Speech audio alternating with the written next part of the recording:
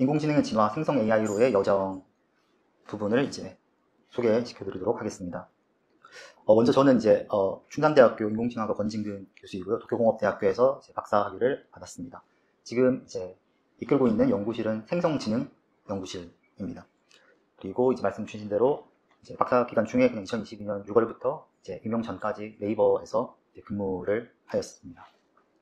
먼저 간략하게 제가 지금 진행을 하고 있고 흥미가 있는 연구 분야에 대해서 먼저 말씀을 드리겠습니다. 기본적으로 이제 자연 언어 처리라는 분야를 이제 연구를 하고 있고요. 쉬운 말로는 그냥 텍스트를 이제 어떻게 다루는지에 관한 연구를 하고 있습니다. 그래서 초고대 언어 모델이라는 이제 라지 랭귀지 모델 기반의 이제 생성형 AI, 생성 학습을 주로 하고 있습니다. 또 이제 챗GPT 같은 경우에 이제 제어를 할 수 없다라는 특성이 있어가지고 어떻게 하면 이 챗GPT를 좀 더 잘 제어를 해서 여러 산업 현장에 적용을 할 수 있을지에 관한 연구도 하고 있고, 그리고 이제 그 성능을 향상시키기 위해서 Retrieval Augmented Generation이라는 부분도 함께 하고 있습니다. 그리고 검색 랭킹 모델링도 하고 있고, 단순 텍스트 생성뿐만이 아니라 이제 이미지 생성과 텍스트 생성을 함께하는 그런 분야 또한 이제 연구를 하고 있습니다.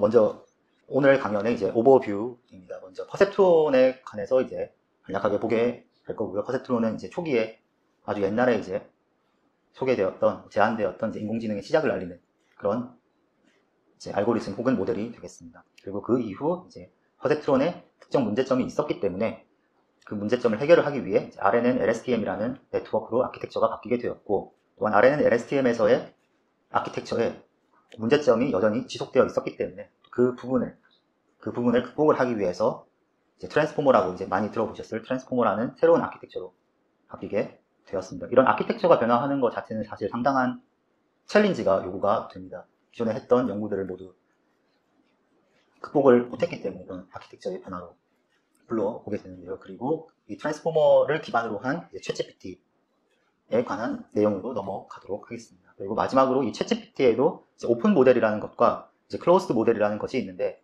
이 오픈 모델과 이 클로스드 모델의 차이점과 어떻게 우리가 이 두 가지의 모델에 대해 접근을 해야 하는지까지 이제 보도록 하겠습니다. 먼저 퍼셉트론입니다. 퍼셉트론 같은 경우는 사실 바로 이제 많이 알려진 경우가 2016년 3월 이때 이제 알파고 덕분에 이제 더 많이 주목을 받게 되었습니다. 물론 이제 2016년에 나온 게 아니고요. 아주 오래전에 1960년대 그때도 이제 퍼셉트론이라는 개념들이 똑같은 개념이 있었습니다만 이제 주목을 받지 못하고, 특히 컴퓨테이션 파워라고 해서 이제 컴퓨터에 제한된 리소스 등을 통해서 이제 사장이 되었다가 이제 다시 이 알파고를 통해서 이제 부활을 한 계기가 되겠습니다. 그래서 구글 딥마인드가 이제 만든 알파고와 이세돌의 경기를 통해서 이제 인공지능이 다시 가능성을 보인다라는 것이 이제 대중들에게 소개가 되었습니다.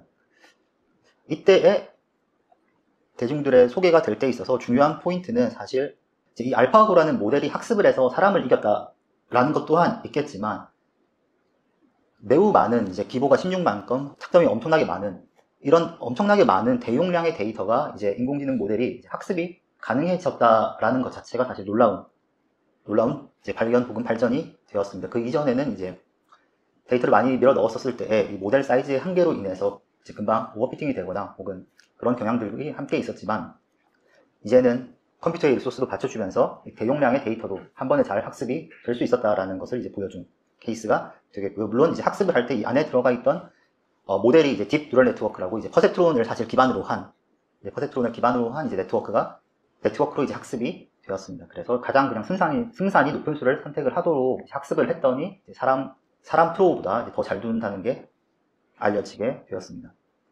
그래서 이제 이 인공신경망이라는 뉴럴 네트워크는 사실 이 퍼셉트론에서도 동일합니다만, 이 뇌의 정보 처리를 그냥 모방하는 새로운 계산 모형인 신경망이 되겠습니다. 그래서 사람이 받을 때 단순하게 여러 신호를 받은 다음에 이것을 특정 연산을 통해서 다음으로 전달을 해주는 요소를 통해서 이제 인공신경망을 만들게 되었고요. 그래서 구현이 쉽고 그리고 또 일반화 능력이 뛰어나다라는 장점이 있었습니다. 그래서 신호를 받을 때 있어서 여러 가지 신호를 받은 후에 한데 모아서 특정 연산을 하고 이제 다음으로 전달을 해주는 것이 이제 퍼셉트론 혹은 그 인공신경망이라고 보시면 되겠습니다.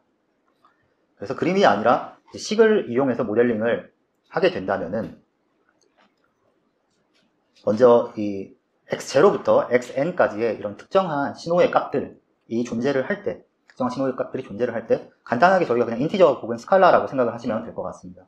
2부터 해서 뭐 99까지의 총 n까지의 신호를 받아서 이 신호를 연산을 이제 하게 됩니다. 이 연산을 할 때에 이 w라는 특정한 값을 저희가 각 신호에 맞춰서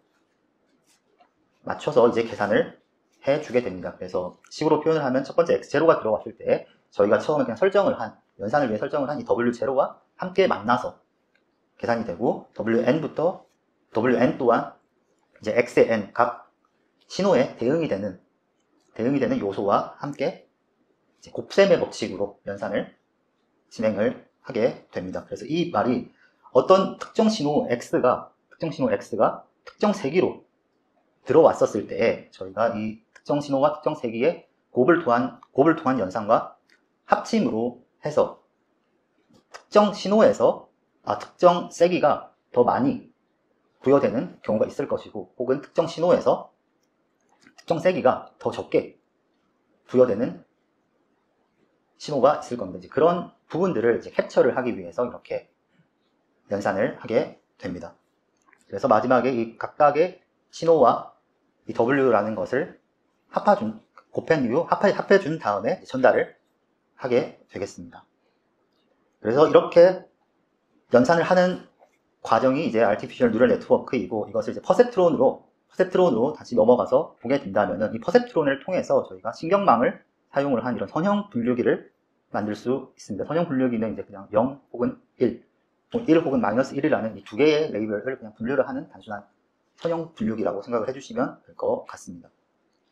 그래서 이 퍼셉트론에서는 이제 인풋의 데이터가 아까는 x0부터 시작을 했지만 저희가 이건 x1부터 신호가 출발을 한다고 생각을 하겠습니다. 그래서 x1부터 신호가 xn까지 있을 때에 아까 이 뉴럴 네트워크 때와 마찬가지로 그에 대응하는 w1부터 wn까지의 세기를 설정을 해주게 됩니다. 그래서 저희는 이 w라는 것을 이제 가중치라고 부르게 됩니다. 그래서 특정 신호가 들어왔을 때 어떤 신호가 가중치가 더 높게 반영이 되어야지 이 신호를 잘 설명을 할 수 있을지 알아가기 위한 이제 신경망이 되겠습니다. 그래서 이제 X의 인풋의 데이터가 이제 X1부터 Xn까지이지만 실제 인풋층은 이제 n 플러스 1개의 이제 노드로 구성이 되어 있습니다. 그래서 노드는 이제 주황 색깔 동그라미라고 생각을 해주시면 될 것 같습니다. 이 n 플러스 1개의 노드가 된 이유는 이 퍼셉트론이라는 것 자체가 이 한 개의 노드는 이제 바이어스 노드라고 하여서 특정 신호가 아닌 이 신호의 세기는 항상 1이라는, 인풋의 신호는 항상 1이라는 형태를 추가를 해주게 됩니다. 대신에 이 추가가 되어 있는 노드를 설명을 하기 위해서 저희가 가중치 또한 W0가 들어가게 되는데요. 이 인풋의 신호와 이제 가중치와의 이제 연산에서 서로 곱한 다음에 더하는 것이었기 때문에 이 첫 번째 1로 이제 신호가 확정이 된 것은 항상 이 W0라는 가중치의 영향을 그대로 받게 됩니다. 그래서 저희가 이걸 바이어스라고 부르게 되고, 바이어스를 이렇게 추가를 하는 이유는 좀 더 잘 학습이 돼서 좀 분류를 잘 하는 모델을 만들기 위함이라고 생각해 주시면 좋을 것 같습니다. 그래서 이 엣지라는 것이 이 입력층과 출력층을 연결을 해주는 요소가 되고, 그 엣지에서의 각각의 가중치를 저희가 곱해서 전달을 하는 것이 이 퍼셉트론을 기반으로 한 이제 선형 분류기를 만드는 가장 기본적인 요소가 되겠습니다. 이렇게 이제 합 연산을 통해서 맞췄었는데, 이 인풋층은 사실 스칼라가 될 수도 있지만 이제 각각의 스칼라가 아닌 하나의 형태를 표현을 하기 위한 이제 벡터가 될 수도 있겠습니다. 그래서 이제 이 인풋의 벡터를 이제 인풋층이 입력층이 이제 전달을 하게 되고, 합 연산을 통했었을 때 특정한 값 s라는 것을 저희가 얻게 될 텐데요. 이 특정한 값 s를 얻었을 때 이 s라는 것을 이 활성화 함수라는 것에 패스를 시켜주게 되면은 저희가 head y라는 것을 이제 받게 되겠습니다. 그래서 이 활성화 함수를 패스를 하면은 이 특정 s라는 신호가, 합연산이 완료가 된 s라는 신호가 이제 플러스 1 혹은 마이너스 1의 형태로 변환을 시켜준다고 보시면 될 것 같습니다. 그래서 이 플러스 1과 마이너스 1의 형태로 변환을 시켜주는 이유는 이 현재의 퍼셉트론을 이용해서 선형 분류, 두 가지 이제 모델 라벨로 분류를 하는 이제 형태의 모델을 이제 만들기 위함이라고 생각하시면 될 것 같습니다. 그래서 최종적으로 이제 수식으로 정리를 하자면은 이제 신호를 받은 후 연산을 했고 신호를 전달을 하는 것이 이제 사람의 방식이었다면 그것을 이제 이 입력층과 이제 가중치가 만났었을 때 특정 값 s를 저희가 얻는다면 이것이 이제 0보다 크다면은, 만약에 0보다 크다면은 1이라는 라벨을 붙여주고, 그렇지 않으면은 이제 마이너스 1이라는 라벨을 붙여주는 이제 선형 분류기로 만들 수가 있습니다. 그래서 이 플러스 1과 마이너스 1은 단순하게 저희가 그냥 고양이라든지 혹은 강아지를 분류를 하는 모델이라고 생각을 해주시면 될 것 같습니다. 그래서 플러스 1이 나오게 되면 그냥 강아지를 붙여주는 거고, 마이너스 1이 나오게 되면 고양이로 이제 매핑을 시켜주는 것이라고 보면 될 것 같습니다. 그래서 이 식을 전체로 다시 풀었으면 이제 W0부터 해서 WN까지 있고, W0에서 인풋 신호가 없는 이유는 이 층을 저희가 1이라는 바이어스로 이니셜라이즈를 했기 때문입니다. 그리고 이 전체의 수식은 또한 저희가 이 매트릭스의 형태로 이제 표현을 할 수가 있겠습니다.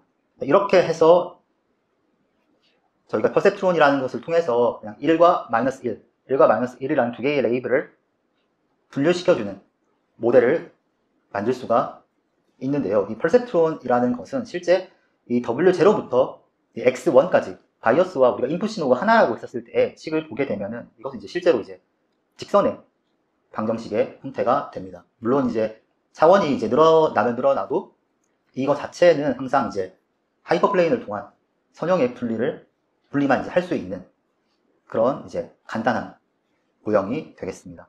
자, 그러면 이렇게 하였었을 때 저희가 이 퍼셉트론이라는 것을 학습을 시키면은 어쨌든 인풋에 신호가 들어왔었을 때 그 인풋의 신호로부터 레이블을 붙여줄 수 있는 모델을 만들게 되는데요. 이 학습을 할 때에는 입력층으로부터 활성화 함수를 패스를 한 레이블을 얻었었을 때 이 레이블과 실제 이 인풋에 해당하는 골드 레이블과의 이 차이를 이제 저희가 에러로 줄 수가 있겠습니다. 그래서 만약에 head y라고 이제 예측이 된, 혹은 이제 1이라고 예측이 한 것이 실제로 이 입력층의 인풋에서 1이라는 레이블이었다면은, 물론 에러가 그때는 없을 겁니다. 맞는 것을 예측을 했기 때문에. 근데 틀렸다라고 한다면은 이제 그때 에러가 나오게 될 거고, 그 에러를 이제 줄이는 방향으로 저희가 가지고 있는 유일한 이 W를 이제 업데이트를 함으로써 학습을 하게 됩니다. 그래서 실제로 이 안에 퍼셉트론에 들어가 있는 것은 이 input x는 저희가 이제 가지고 있는 데이터이기 때문에 변하지 않는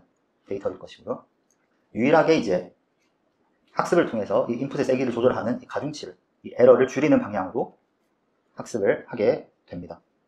그래서 이 가중치 W를 이제 학습을 시키고 싶은데, 이 학습을 시킬 때는 저희가 아까 예측이 된 라벨과 실제 골드 라벨과의 에러를 줄이는 방향으로 학습을 하기 때문에 레이블링이 되어 있는 훈련 데이터가 필요합니다. 그래서 input x에 해당하는 실제 y라는 정답 레이블이 여러 개 존재하는 훈련 데이터가 있을 때에 각 input x는 이제 시그널, 즉 벡터로 표현이 되고, y 같은 경우에는 1 혹은 마이너스 1이라는 레이블로 저희가 매핑을 해서 만들어 주시게 됩니다. 그래서 그 에러로부터 실제 y 레이블을 가장 잘 예측을 할 수 있는 그런 가중치를 찾아가는 것이 뉴럴 네트워크에 있는 이제 퍼셉트론의 학습 방법이 되겠습니다. 그러면 이제 남은 것이, 이 뉴럴 네트워크에서 남은 것이 이제 이 에러를 이제 어떻게 계산을 할지만 알면은 저희가 이 W라는 가중치들을 이제 인풋으로부터, 가지고 있는 훈련 데이터로부터 이제 학습을 시킬 수가 있습니다. 그래서 이 에러는 이제 비용 함수를 통해서 저희가 에러를 계산을 하게 되고요. 이 현재의 퍼셉트론의 학습 가능한 4개 변수, 세타는 이제 W랑 B 두 개가 되겠습니다. W는 일반 가중치이고, B 같은 경우에는 저희가 아까 바이어스인 W0가 되겠습니다. 그래서 이 학습 가능한 4개 변수로부터 에러를 측정을 할 수 있는 비용 함수가 필요하게 되고요. 이 비용 함수로부터 나오는 이 에러의 양을 줄이는 방향으로 이제 이 세타를 찾아가는 것이 훈련을 하는 과정이 되겠습니다. 먼저 저희가 이 비용 함수라는 것을 지금 이러한 수식으로 정의를 하도록 하겠습니다. 여기서 이 sum 같은 경우에는 저희가 가지고 있는 데이터가 10개라고 한다면은 이 10개의 전체 에러를 측정을 하고 그 전체 에러를 줄이는 방향으로 나아가야 되기 때문에 전체 에러를 더하게 되고, 이 WT의 XK 플러스 B 같은 경우에는 저희가 아까 보았었던 퍼셉트론의 수식을 이제 매트릭스의 형태로 표현을 한 것이 되겠습니다. 그리고 앞에 붙어 있는 YK 같은 경우에는 이 Y는 저희의 정답 레이블인 되겠습니다. 그래서 비용 함수를 만약에 이렇게 정의를 했다라고 한다면은 이제 먼저 이 데이터 xi가 잘못 분류되었다고 가정을 하도록 하겠습니다. 그래서 실제 정답 레이블이 1인 경우, 저희가 지금 가지고 있는 레이블은 총 2개인 1과 마이너스 1이 있는데요. 정답 레이블이 실제로 1인데 데이터 xi가 잘못 분류되었다고 가정을 한다면은 잘못 분류가 되었으므로 이 수식의 합은 0보다 작아야 될 것입니다. 저희가 아까 퍼셉트론에서 이 수식의 합이 0보다 크다면 저희가 1이라는 레이블을 붙여주기로 하고 0보다 작으면 마이너스 1로 붙여주기로 하였는데요.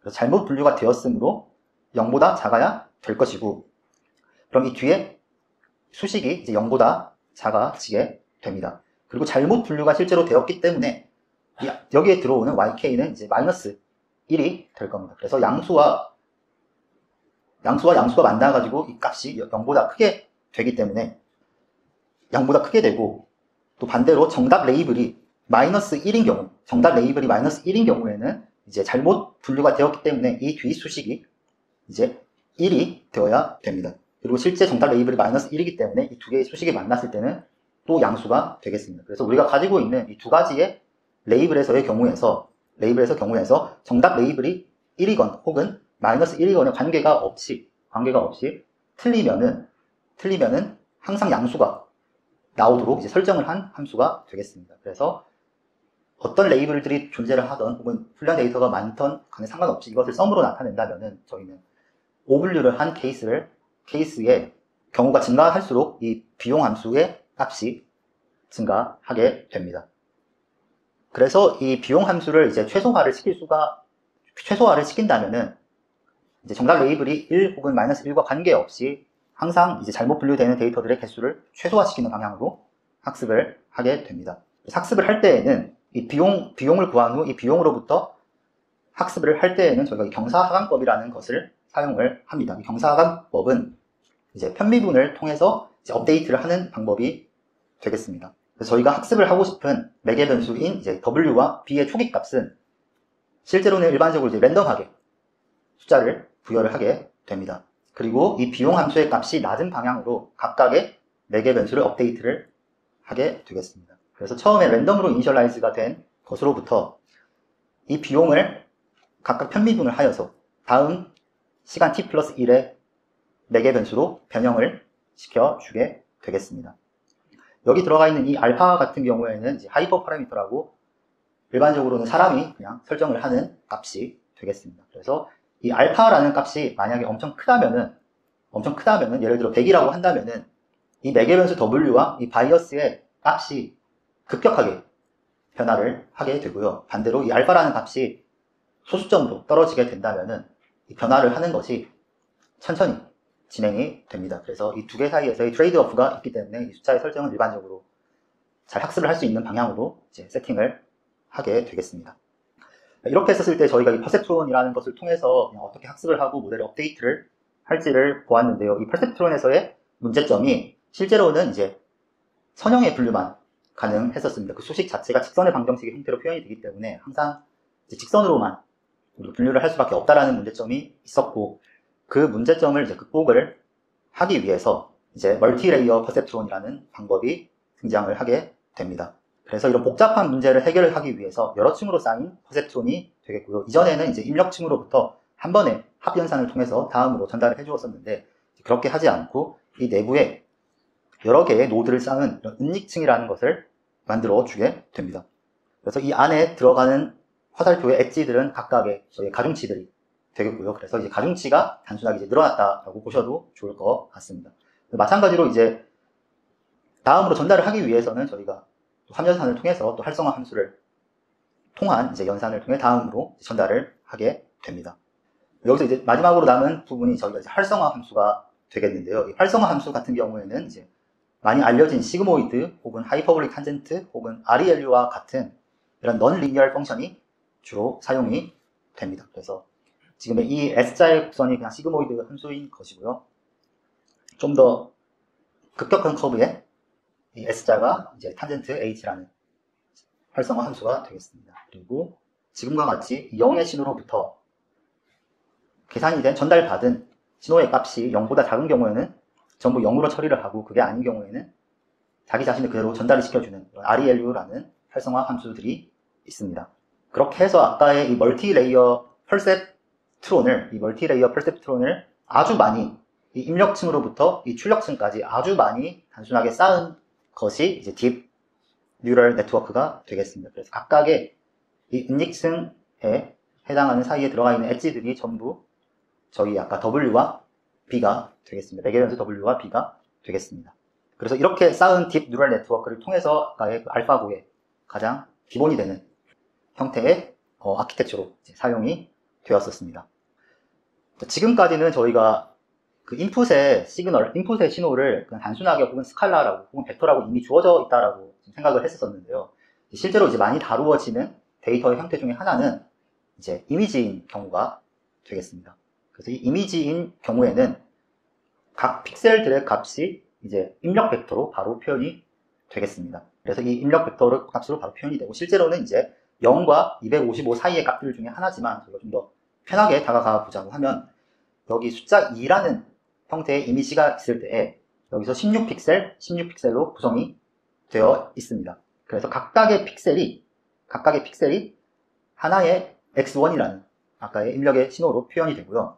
16 곱하기 16의 픽셀이기 때문에 이제 마지막은 저희가 256이라는 값으로 이제 인풋이 표현이 됩니다. 그래서 16 곱하기 16에서는 전체 인풋의 신호가 그냥 256 차원의 이제 벡터로 표현이 되고, 이때에 잉크가 들어간 부분을 그냥 1이라고 이제 표현을 해주시면은 저희가 인풋 신호를 그냥 이미지로부터 단순하게 받아와서 구성을 하실 수가 있습니다. 인풋이 이미지인 경우에는 아까처럼 단순하게 저희가 가지고 와서 좀 더 쉽게 이런 인풋의 신호의 형태로 받아줄 수가 있는데요. 이제 챗GPT와 같은 형태에서는 저희가 텍스트를 다루기 때문에 이 인풋이 텍스트인 경우에는 아까의 이미지와 마찬가지로 원핫 레프리젠테이션이라고 하는 0과 1로만 구성을 해서 표현을 할 수가 있습니다.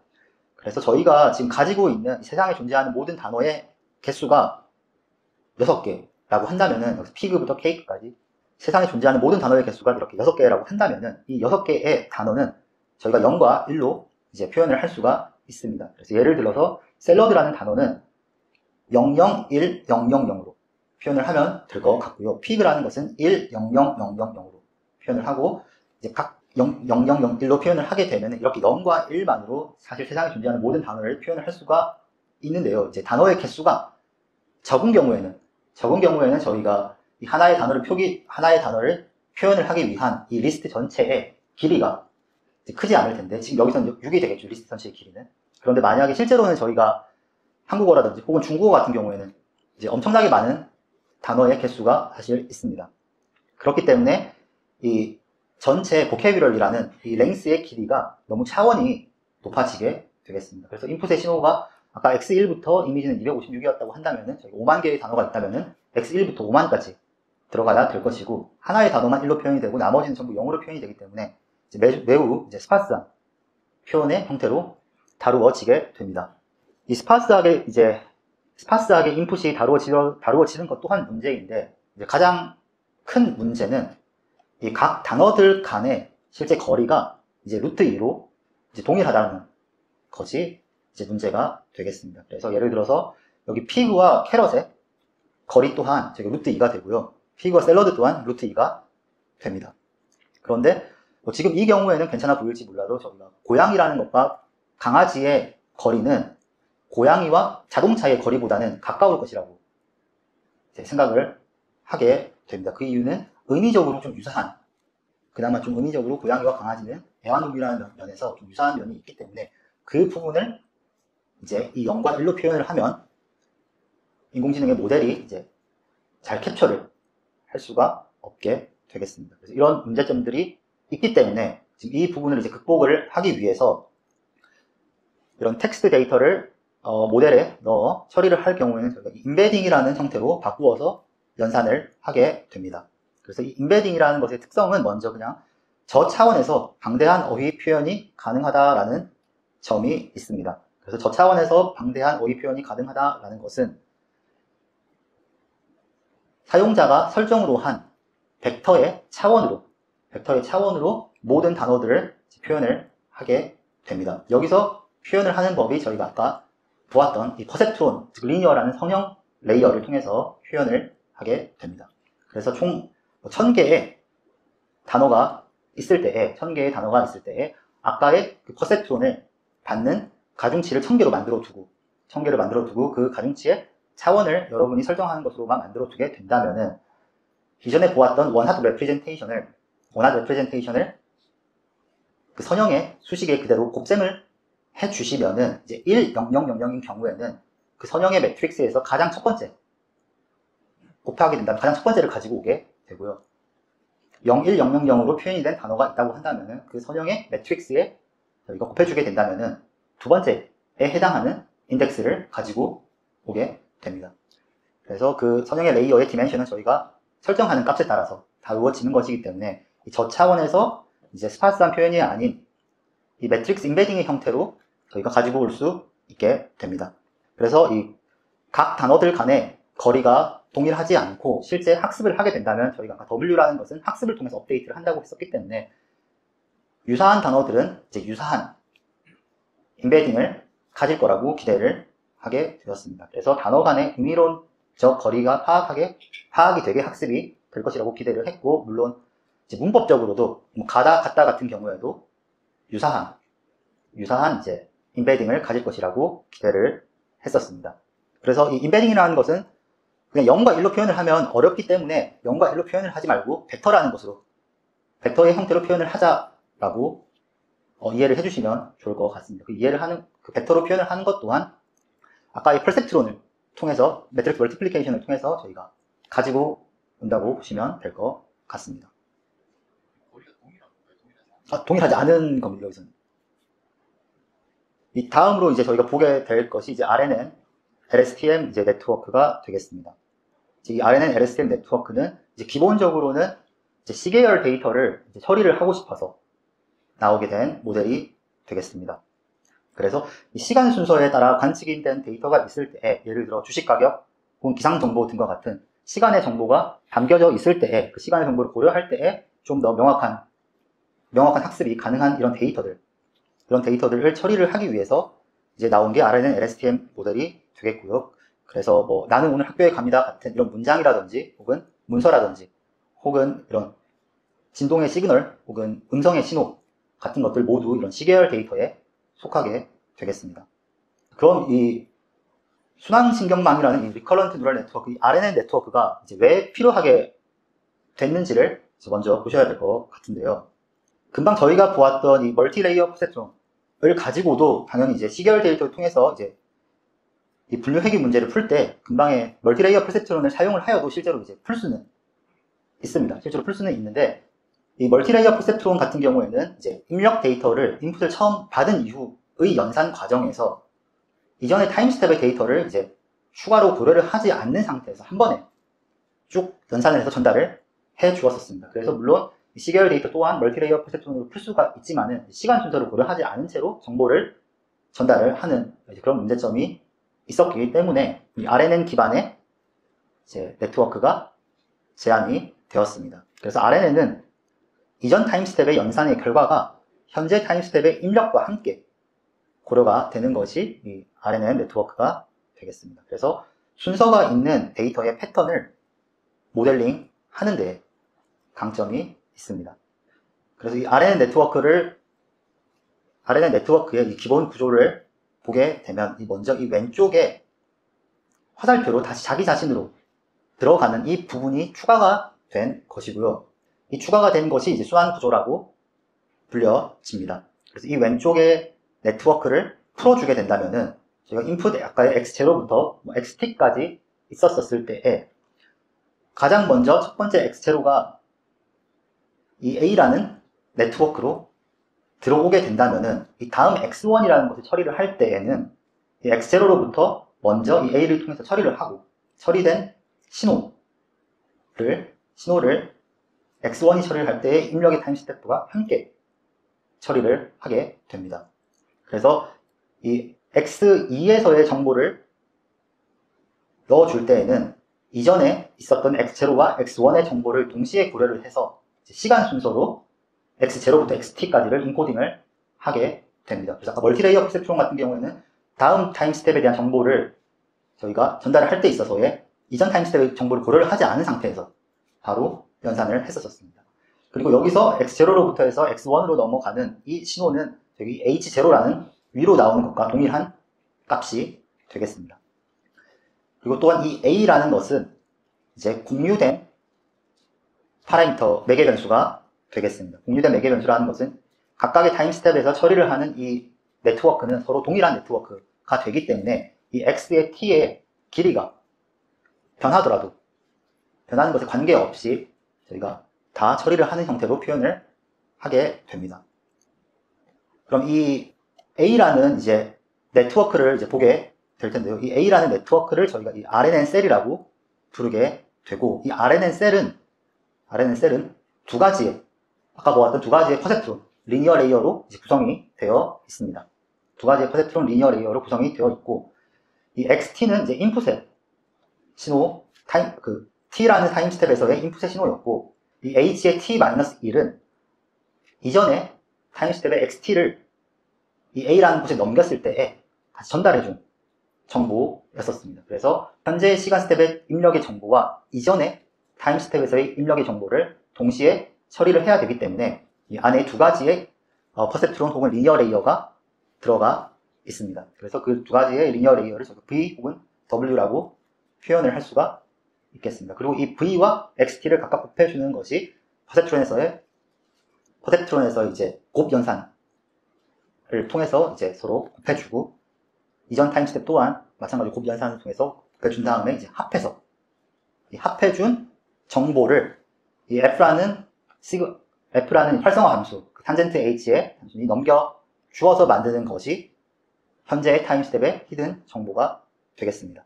그래서 이 구조를 이용을 할 때에 필요한 부분이 x1일 때에는 이전의 타임 스텝의 히든 스테이트의 정보가 존재합니다.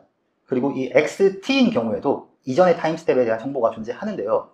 금방의 그 RNN 셀의 정보를 보게 된다면은 만약에 이 XT가 이 현재의 입력이 0번째라면 실제로 이제 이전에 대한 정보가 없을 겁니다. 이제 그렇게 되면 당연히 이 내부에서 처리를 할 수 없기 때문에 오류가 날 텐데요. 이제 그 부분을 해결을 해주기 위해서 실제로 가장 첫 번째 타임 스텝을 패스를 할 때에는 저희가 이 히든의 정보를 그냥 0으로 처리를 해서 넘겨주게 됩니다. 이렇게 하면은 이제 전체 인풋 신호에 있어서 이제 가장 처음 신호일 때에 이전의 타임 스텝에 대한 정보가 없는 경우에도 한 번에 이제 시간 순서로 모델링을 하는 네트워크를 구성을 할 수가 있습니다. 그래서 이 RNN이라는 구조를 이용을 해서 이제 저희가 정말 다양한 이제 구조를 만들 수가 있습니다. 아까 이 원투원 같은 경우에는 저희가 그냥 퍼셉트론 하나라고 생각을 해주시면 좋을 것 같습니다. 그리고 두 번째로는 이 인풋이 이미지인 경우 저희가 x1부터 해서 256 차원의 픽셀로 표현이 되었었는데, 이 픽셀로부터 이 이미지를 잘 설명을 하는 문장들을 혹은 단어들을 생성을 하는 이제 구조도 만들 수가 있고요. 인풋이 이제 문장인 경우에는 단어가 여러 개가 들어갈 것이기 때문에 이 단어 여러 개를 순차적으로 처리를 하는 이 RNN 네트워크로부터 yes 혹은 no라고 분류를 하는 그런 형태의 모델도 저희가 만들 수가 있습니다. 그리고 여기서의 이 RNN 네트워크 같은 경우에는 각각의 RNN 셀은 저희가 전부 공유된 셀이 되겠습니다. 그리고 다른 경우가 이제 인풋이 문장인 경우에 아웃풋이 문장인 경우가 이제 저희가 아는 챗GPT의 형태가 되겠습니다. 그래서 인풋을 문장으로 집어넣어 주고 아웃풋이 이제 문장으로 나오는 경우가 되겠는데요. 이 경우에는 이제 저희가 일반적으로는 인코더와 디코더라는 부분으로 나누어서 RNN 네트워크를 만들어 주게 됩니다.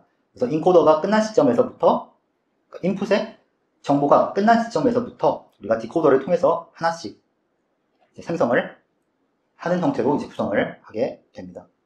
그리고 또한 마찬가지로 이 인풋이 비디오인 경우에 이제 문장을 생성을 할 때 인풋과 아웃풋의 랭스가 같은 경우에는 이제 각각의 타임 스텝으로부터 바로 예측을 하는 그런 형태로도 만들 수가 있습니다. 그래서 이 RNN 네트워크 같은 경우에는 이 각각의 RNN 셀이 각 타임 스텝과 관련 없이 모두 이제 공유가 되어 있는 매개 변수 두 개로 구성이 되어 있기 때문에 여러 가지 구조로 여러 가지 형태로 저희가 확장을 하거나 변형을 할 수가 있었습니다. 그럼 이 RNN 기반을 바탕으로 한 이제 언어 모델을 보게 될 텐데요. 이제 이 언어 모델 같은 경우에는 단순하게 다음 단어 혹은 캐릭터, 글자가 무엇이 나올지 예측을 하는 모델을 그냥 언어 모델이라고 저희가 합니다. 그래서 저희가 예시로 인풋이 헬로우라는 것만, 헬로우라는 인풋이 있다라고 하고, 이 헬로우를 전부 캐릭터 단위로 H와 E와 L과 O로 이제 표현을 해보도록 하겠습니다. 그리고 세상에 존재하는 모든 캐릭터는 H와 E와 L, O 이렇게 4가지밖에 없다고 가정을 하겠습니다. 그러면 우리는 이제 언어 모델을 만들기 때문에 단순하게 다음 단어, 글자가 무엇이 나오도록 예측을 하게 지금 RNN 모델을 만들고 싶습니다. 그리고 가지고 있는 캐릭터는 4개 뿐이고요. 그러면 이제 인풋의 캐릭터는 처음에는 H가 될 겁니다. 다음 단어를 예측을 해야 되기 때문에 처음에는 H가 될 거고, 이 H 같은 경우에는 이제 원핫 레프레젠테이션으로 표현을 한다면은 1000이 될 겁니다. 저희가 헬로우라는 단어가 있지만 여기에 들어가 있는 캐릭터의 개수는 실제로는 H와 1과 L과 O 4개밖에 없기 때문에 원핫 레프레젠테이션에서의 보케브러리의 랭스는 저희가 아까 4로 이제 표현이 되고요. 그래서 이 H는 1000으로 표현을 하고, E는 0100, 그리고 L은 0010, 그리고 또 L은 0010으로 표현이 될 수가 있습니다. 물론 이제 O 같은 경우에는 0001이 될 텐데요. 저희가 지금 하는 것이 단순하게 다음 단어 글자가 무엇이 나올지 예측을 하는 모델이기 때문에 마지막으로 L이 나왔을 때 그냥 O가 출력이 되면 될 것 같습니다. 그래서 이 원하드 레프레젠테이션에서의 저희가 스파스한 문제가 있었기 때문에 저희 인베딩 혹은 벡터의 표현을 바꿔 주셨었고, 이 벡터의 표현을 바꿔 주는 것은 W라는 아까의 퍼셉트론에 그대로 붙여주는 것이었습니다. 그래서 이 W라는 매트릭스 퍼셉트론이 있을 때에 첫 번째 1이면은 이 H는 W의 가장 위에 줄의 로우를 멀티플리케이션을 함으로써 이제 가지고 오게 되겠습니다. 그리고 E는 이제 두 번째 W의 로우를 이제 가지고 오게 됩니다. 그리고 이 다음을 이 안에 있는 RNN 네트워크로 이제 패스를 해줄 텐데요. 이 RNN, 각각의 RNN 셀에는 2가지의 퍼셉트론으로 구성이 되어 있었었고, 인풋과 이전의 타임스텝 정보를 처리를 해주는 또 2가지의 리어 레이어로 구성이 되어 있었습니다. 그래서 이 히든 레이어에 처음에 들어갔었을 때, 이 H가 처음에 들어갔었을 때에 다음 글자가 무엇이 나올지 E를 예측을 할 거고, 이 E를 예측을 한 이후 그 다음 인풋이 E인 경우에 이전에 H의 정보를 받아서 L로 예측을 하는, 다음 글자가 무엇이 나올지를 예측을 하는 언어 모델이 되겠습니다. 그리고 학습을 할 때에는 여기 보이는 각각에 있어서 빨간색이 낮게 그리고 초록색이 높게 나오도록 이 W를 학습을 하게 됩니다. 그 말은 여기서 이 H가 들어왔었을 때에 다음에 나와야 될 타겟 캐릭터는 이제 E가 되는데요.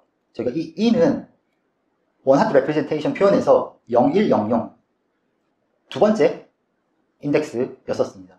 두 번째 인덱스였었기 때문에 거기에 매칭이 되는 이 두 번째 인덱스의 숫자가 높게 나오고 나머지의 숫자는 낮게 나오도록 저희가 학습을 하게 됩니다. 그렇게 하면 이제 각각의 인덱스에 맞는 번호로 저희가 학습을 진행을 하기 때문에 그 번호에 해당하는 값을 통해서 가지고 오게 되면은 다음 글자를 붙여줄 수가 있겠습니다.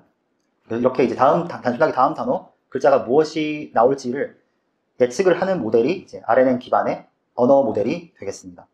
이렇게 했었을 때 이 RNN 네트워크 또한 마찬가지로 이 문제점이 있는데요. 이 문제점은 만약에 입력의 길이가 매우 길어지는 경우에, 이 입력의 길이가 매우 길어지는 경우에 이제 뭐 Vanishing Gradient Problem이라는 문제점이 발생을 하게 됩니다. 그래서 이 많은 층을 갖는 단순한 이 딥 뉴럴 네트워크에는 활성화 함수도 이제 많이 들어가 있을 테고요. 그 활성화 함수를 예를 들어 저희가 이 시그모이드 펑션을 썼다라고 하면 시그모이드 펑션 실제로는 이 S로 표현이 되지만 이 시그모이드 펑션의 이 함수의 최대 미분 값은 실제로 0.25가 됩니다. 이 미분을 했을 때 이제 최대값이 중요한 이유는 안에 들어가 있는 매개 변수를 저희가 업데이트를 할 때에 각각에 해당하는 편미분으로 이제 업데이트를 했었습니다. 그래서 그 해당하는 형태에서 편미분을 하게 된다면은 시그모이드 펑션 또한 그 안에 같이 있기 때문에 최대치가 되는 그레디언트의 값이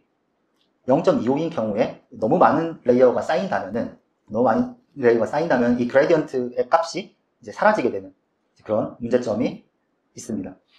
그래서 이 부분을 이제 해결을 하기 위해서, 제가 아까 보았던 하이퍼볼릭 탄젠트 h 혹은 최대 미분값이 1인 ReLU라는 활성화 함수를 사용을 하게 됩니다.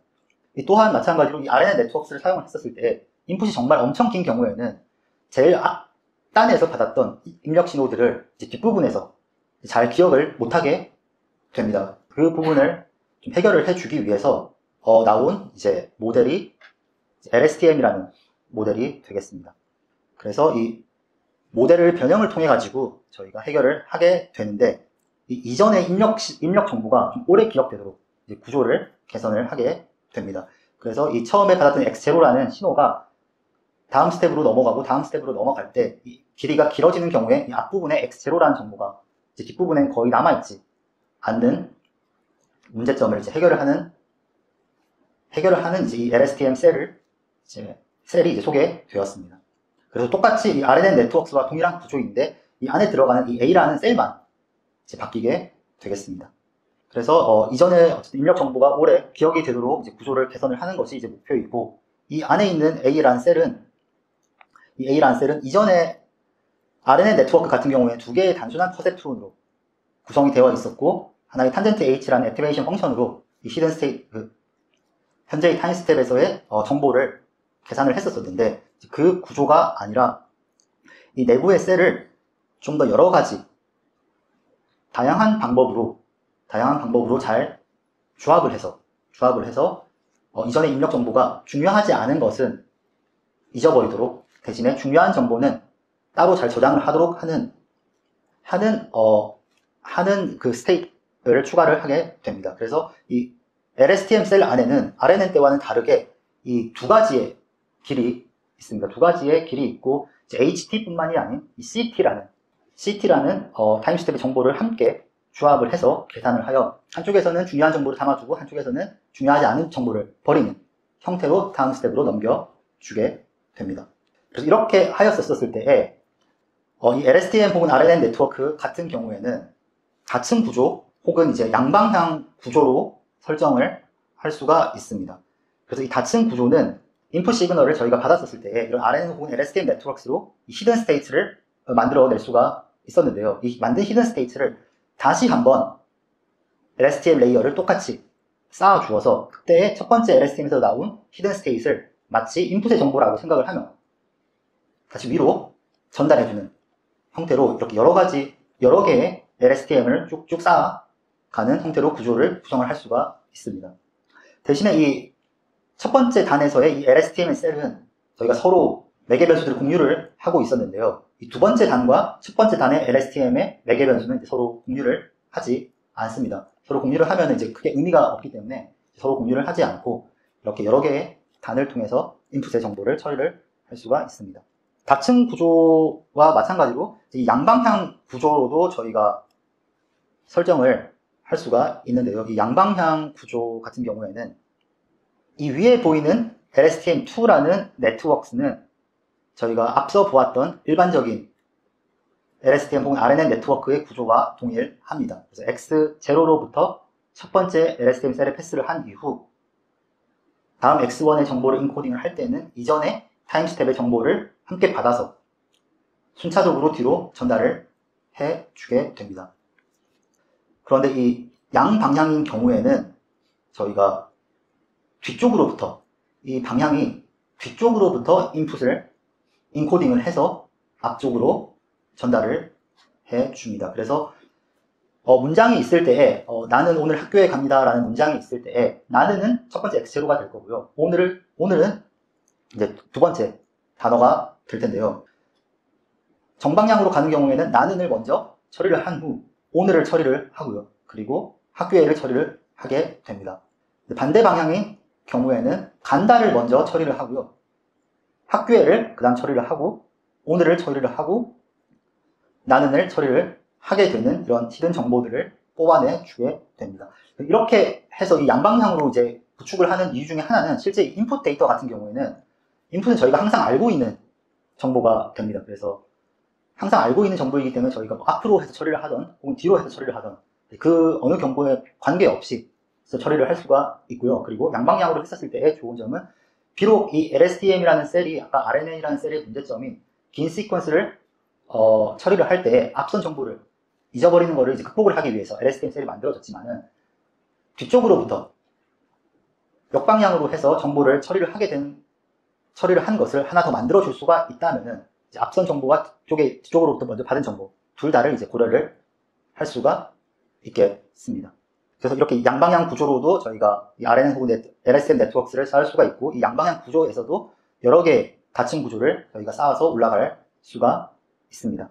이렇게 해서 이제 이 RNN이랑 LSTM의 이제 셀을 좀 변형을 해가면서, 그리고 혹은 다층 혹은 양방향 구조로 이제 네트워크를 쌓으면서 이 긴 인풋에 대한 정보를 이제 처리를 하기 위해 노력을 했는데요. 여전히 이 입력에 대한 문장이 길면, 입력 문장이 길면은 이제 성능이 생각한 것보다 만족하지 못하는 현상이 나타났습니다. 그래서 이를 이제 개선을 하기 위해서 이제 등장한 방법이 이제 어텐션이라는 방법이 되겠습니다. 그래서 이 어텐션은 이제 디코더에서 출력 단어를 예측하는 이제 매 타임스텝마다 인코더에서의 전체 인풋을 다시 한번 참고를 하여서 이를 해당 타임스텝에 예측해야 할 단어와 연관 있는 부분에 좀 더 이 어텐션을 해서 다음 단어를 예측을 하게 됩니다. 그래서 이 부분을 좀 자세하게 보게 되면은요, 먼저 이제 저희가 챗GPT와 같은 형태를 처리를 하기 위해서는 이 인코더 부분과 디코더 부분이 필요합니다. 그래서 아까 인코더 부분은 뭐 RNN 혹은 LSTM 어떤 네트워크이든지 이제 관계없이 이런 형태로 저희가 생성을 하여 처리를 하는데요. 그래서 이 인코더 부분에서 저희가 RNN 네트워크로 처리를 한다면은 이제 먼저 단어 1을 받았을 때 저희가 다음 단어로 정보를 넘겨주어서 다음 단어 현재의 타임스텝에서의 정보와 함께 처리를 하고, 지금 이 정보를 또 넘겨주고 현재의 정보와 처리를 하고, 또 넘겨주고 처리를 하고, 넘겨주고 처리를 할 때에 넘겨주는 이때의 정보는 제가 위로 따로 뽑아주는 정보와 실제로 동일합니다. 그래서 이 워드 1에서 워드 2로 전달해주는 이 정보, 히든 스테이트 정보와 따로 빼주는 히든 스테이트 정보와 동일하고, W2에서도 마찬가지로 W3로 전달해줄 때의 정보와 이때의 정보가 동일합니다. 그래서 이 인코더, 디코더를 통해서 저희가 생성을 먼저 하게 된다면은 전체의 단어를 쭉 히든 스테이트를 통해서 인코딩을 하게 되면은 마지막에 나오는 정보 히든 스테이트를 저희가 이제 컨텍스트 벡터라고 부르게 되고요. 이 컨텍스트 벡터를 디코더의 RNN 네트워크에 전달을 해 줍니다. 그러면 디코더의 RNN 네트워크에 전달을 해주게 되면은 이 디코더에서 현재의 정보와 함께 나타나야 할 단어를 하나씩 생성을 하는 구조입니다. 이 구조에서 역시 RNN이랑 RNN 혹은 LSTM에서의 이 긴 인풋이 긴 정보일 때에 앞쪽의 정보를 잊어버리는 게 바로 컨텍스트 벡터로, 하나의 벡터로 저희가 뭉쳐서 표현을 하기 때문에 이 디코더에서 처음 생성을 시작할 때에는 이 앞부분의 정보가 소실이 되는 경향이 있습니다. 그리고 이 인코더에서 저희가 아까 뭐 다층 구조 혹은 양방향 구조로도 저희가 RNN 혹은 LSTM 네트워크를 쌓을 수가 있는데요. 이 디코더 구조에서는 다층 구조로만 이제 쌓을 수가 있습니다. 양방향으로는 쌓을 수가 없습니다. 그 이유는 이제 인풋 정보는 저희가 항상 알고 있다는 가정하에 있기 때문에 뒤쪽에서부터 정보를 받아올 수가 있지만, 디코더에서 하나하나씩 생성을 하는 경우에는 제가 뒤쪽의 정보를 이제 모르기 때문에 역방향으로에 대한 정보를 가지고 올 수가 없습니다. 그래서 이 컨텍스트 벡터가 이제 압축이 되어서 디코더로 전달될 때에 초기에 들어왔던 인풋에 대한 정보를 잊어버리는 것을 이제 극복을 하기 위해서 이 어텐션이라는 네트워크가 나왔고, 이 디코더의 현재의 타임스텝에서 저희가 입력의 전체를 다시 한번 보게 됩니다. 그래서 이 입력의 전체를 다시 본다는 것은 각각의 단어로부터 뽑아왔던 히든 스테이트의 정보와 현재의 타임스텝에서 디코더에서 나오는 정보를 함께 다시 보고, 저희가 어느 부분이 중요한지, 어느 단어가 중요한지를 계산을 하여서 이 부분을 통합을 하여 이제 출력을 해서 이제 생성을 하게 됩니다. 그래서 이 어텐션 네트워크 자체가 이제 현재의 타임스텝에서 입력의 전체를 다시 한번 본 다음에 이제 출력을 도와주는 형태로 이제 포함이 되어 있습니다. 그리고 이 RNN LSTM 이후에 나온 것이 이제 이 트랜스포머 네트워크인데요. 이 트랜스포머는 이제 최근에 이제 구글이 발표한 이 Attention is all you need에 나온 이제 모델이 되겠습니다. 그래서 금방 살펴본 기존 이제 시퀀스 투 시퀀스 구조라고 표현을 하는 이제 인코더 디코더 모델을 기반으로 하였고요. 이제 대신에 Attention만으로 구현을 한 모델이 되겠습니다. 그래서 이 Attention is all you need라는 논문에서는 실제로는 이제 머신 트랜슬레이션이라는 번역에 대한 태스크를 위주로 다루었지만 이제 그 파급력이 엄청 컸기 때문에 현재 이제 전체 챗GPT를 이루는 이제 근간의 아키텍처로 이제 사용이 되고 있습니다. 그래서 저희가 아까 RNN을 이제 RNN 혹은 LSTM이라는 네트워크를 사용하지 않고 이 인코더와 디코더 구조를 이제 설계를 하게 됩니다. 그래서 RNN 구조를 사용하지 않고 이제 구조를 설계를 했는데 이제 RNN LSTM보다 실제로 우수한 성능이 나왔었고, 그리고 기존의 RNN LSTM 기반의 시퀀스 투 시퀀스 모델은 이제 인코더가 입력 시퀀스 인풋을 하나의 벡터로 압축을 해서 저희 컨텍스트 벡터로 이제 표현을 했었습니다. 그리고 이렇게 압축을 해서 표현을 하니 정보가 일부 손실되는 단점도 있었습니다. 그리고 디코더 같은 경우에는 이 인코더로부터 압축을 한 컨텍스트 벡터를 통해서 이제 아웃풋 생성을 이제 실행을 하였습니다. 그리고 이 인코더가 인풋을 이제 컨텍스트 벡터로 표현을 할 때 이제 정보가 일부 손실된다라는 그런 단점을 해결을 하기 위해서 어텐션이라는 네트워크가 이제 보조를 해주는 역할로 이제 사용이 되었었는데요. 이 트랜스포머에서는 이제 이 어텐션을 이제 RNN의 보정을 위한 것이 아니라 이 어텐션만으로 이제 인코더와 디코더를 이제 설계를 하게 됩니다. 그래서 처음으로 트랜스포머를 제안을 했던 이제 논문의 제목이 Attention is all you need라고 해서 정말 어텐션 하나만으로 이런 시퀀스 투 시퀀스의 정보를 저희가 잘 처리를 할 수 있는지에 대한 설계를 했었습니다. 그래서 이 어텐션만으로 저희가 인코더와 디코더를 설계를 하기 때문에 이 RNN 혹은 LSTM 기반에서의 가장 중요한 요소였던 이 퍼셉트론에서 RNN LSTM으로 올 때에 있어서 가장 중요한 요소였던 이 순환이라는 것을 이제 전부 없애게 됩니다. 이 순환을 다시 전부 잘라내게 되고 이제 셀프 어텐션이라는 이제 특별한 형태의 어텐션에만 이제 의지를 한 상태로 이런 시퀀스 투 시퀀스 인코더와 디코더 모델을 설계를 하게 됩니다.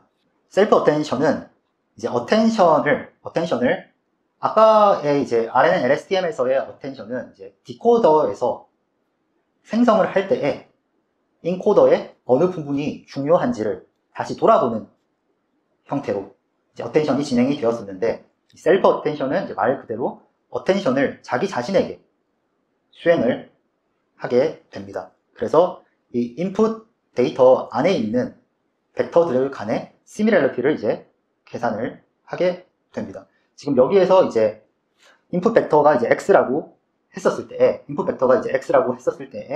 이제 이렇게 키와 밸류 혹은 퀘리라고 하는 세 개의 리니어 레이어, 아까 이렇게 퍼셉트론을 또 이제 만들어주게 됩니다. 그리고 인풋이 이렇게 x가 들어왔을 때 q와 k와 v는 아까의 퍼셉트론이고 리니어 레이어이고, 이 리니어 레이어는 저희가 학습을 하는 이제 매개 변수가 됩니다. 그래서 이 인풋 x를 이렇게 q에도 멀티플리케이션을 해서 벡터를 계산을 하고, 그리고 k에도 다시 인풋 x를 똑같은 인풋 x가 이 k에도 들어가서 매트릭스를 계산을 하게 됩니다. 그렇게 해서 나온 이런 q와 k를 서로 다시 한번 매트릭스 연산을 통해서 자기 자신을 덮어서 보는 형태로 서로의 단어들 간의 유사도를 계산을 하게 됩니다. 그리고 여기서 다시 한번 이 V라는 매트릭스를 또 X라는 자기 자신으로부터 이 V라는 리니어 레이어를 패스를 해서 만들어 놓은 벡터를 통해 가지고 스스로 자기들끼리 먼저 본 다음에 정말로 어디가 자기 자신들에서 중요한지에 대한 연산을 진행을 하게 됩니다. 그래서 간단하게 서로가 그냥 인풋이 들어왔을 때 인풋끼리 어디가 중요한지 그냥 스스로 이제 가중치를 이제 찾아가는 형태가 이제 셀프 어텐션이 되겠습니다. 그래서 이 트랜스포머라는 것은, 이 트랜스포머는 이 기본 구조는 저희가 RNN LSTM에서와 함께 봤었던 여러 개의 N개의 레이어인 다층 구조로 쌓이게 됩니다.